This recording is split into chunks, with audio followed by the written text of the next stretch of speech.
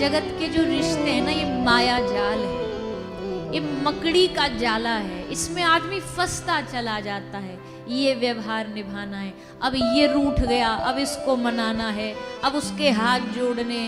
अब जैसे दुनिया में सब मेढकों को कोई एक तराजू में तोलने की कोशिश करे ना, तो असंभव है।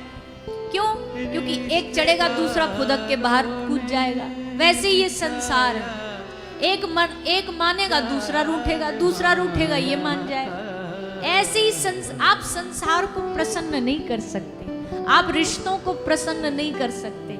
यहाँ कुछ ना कुछ तो रहना ही है, कुछ ना कुछ तो छूटना ही है। इसलिए है ना, हमें उन संबंधों से कोई मतलब नहीं, हमें आपका परिवार चाहिए, भक्तों का परिवार, संतों का परिवार चाहिए। आपका परिवार मिल गया तो सब मिल गया। आपके वैष्णव परिवार में हमारी गिनती हो गई तो सब। इसलिए वैष्णवता का परिवार भगवान की कथा बनाती है। यहाँ बैठे एक दूसरे का भाव दिखा, एक दूसरे को भक्ति से जोड़ा, सत्संग से जोड़ा, गुरु से जोड़ा, और बस फिर ये यात्रा अध्यात्म की चालू हो जाती है, शुरू हो जाती है। तेरे भक्तों से हो प्रीति, तेरा परिवार काफी है। ये कथा हमें एकजुट होकर के भगवान तक लेके जाने का काम करती। हम सब एक नाव में बैठे हैं, एक नाव में बराबरी में बैठे, कोई बड़ा नहीं, कोई छोटा नहीं, सब बराबरी में बैठे। सबको जाना है नाव में बैठ करके भगवत प्राप्ति करने। सबका लक्ष्य एक ही है, भगवान तक पहुंचना है, प्रभु की प्राप्ति करनी है। और 7 दिन में तो हमें लगता है आप लोग जो आए हो समझ ही गए होंगे कि भगवान की प्राप्ति के अलावा दूसरा जीवन में कोई उद्देश्य ना रखो। भौतिक उद्देश्य अपने आप पूरे हो जाएंगे। आपका अगर लक्ष्य भगवान है ना, तो भगवत प्राप्ति का लक्ष्य बना के चलो। बाकी संसार की चीजें तो भगवान ऐसे हंसी खेल में दे देंगे, हंसी खेल में दे देंगे। हम सोच भी नहीं सकते कभी भगवान की प्राप्ति के रास्ते पर जब भक्त निकलता, भगवान उसको कितनी मौज में, आनंद में सारी दुनिया की खुशियां दे देते हैं। हम तो अपनी कहते हैं, हम तो भक्त भी नहीं है, भक्त होने का बस ढोंग करते हैं, नाटक करते हैं कि हम भक्त हैं। पर देखो उनकी भक्ति के सारे ठाकुर जी ने हमें क्या नहीं दिया, क्या कृपा नहीं करी उनने हम पे।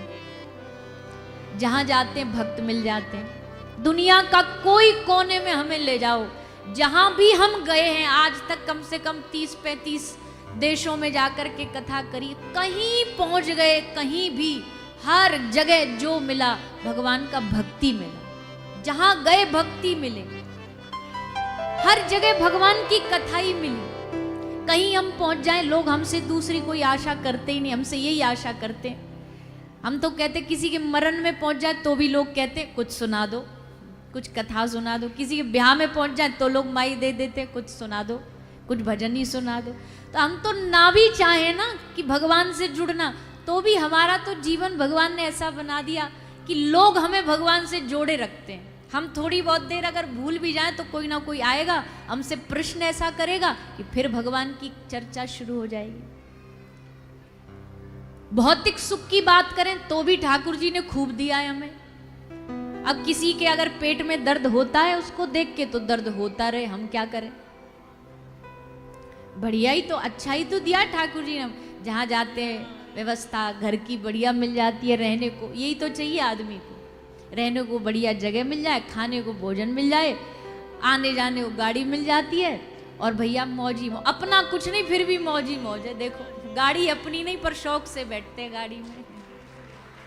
इसमें लोगों को होती है खुजली। बोले आजकल के कथा करने वाले बड़े ठाट बाट से घूमते। भैया घूमेंगे ही, क्यों ना घूमे। जब तुम्हारा बॉस टाई बेल्ट वाला हो तो तुम इतने बॉस के अकड़ में घूमते हो। हमारा बॉस तो मुरली वाला है, काय को ना मौज में घूमे। उसकी खाते, उसकी नौकरी करते, वो देता है, उसकी नौकरी की खाते। आप भी करके तो देखो ठाकुर जी क्या नहीं देंगे। हम ये नहीं कह रहे कि आप भगवान से भौतिक सुख के लिए जुड़ो, इस लालसा से जुड़ो। पर भैया भगवान की भक्ति है ही ऐसी, प्रभु कोई कमी छोड़ते ही नहीं। तुम्हें इतना आनंद देंगे भक्ति का, भजन का, कथा का, सत्संग का, कि तुम्हें लगेगा हाँ हमको सब मिल गया, हमको सब प्राप्त हो गया। ये भक्ति मार्ग इतना रसमय है, इतना आनंदमय।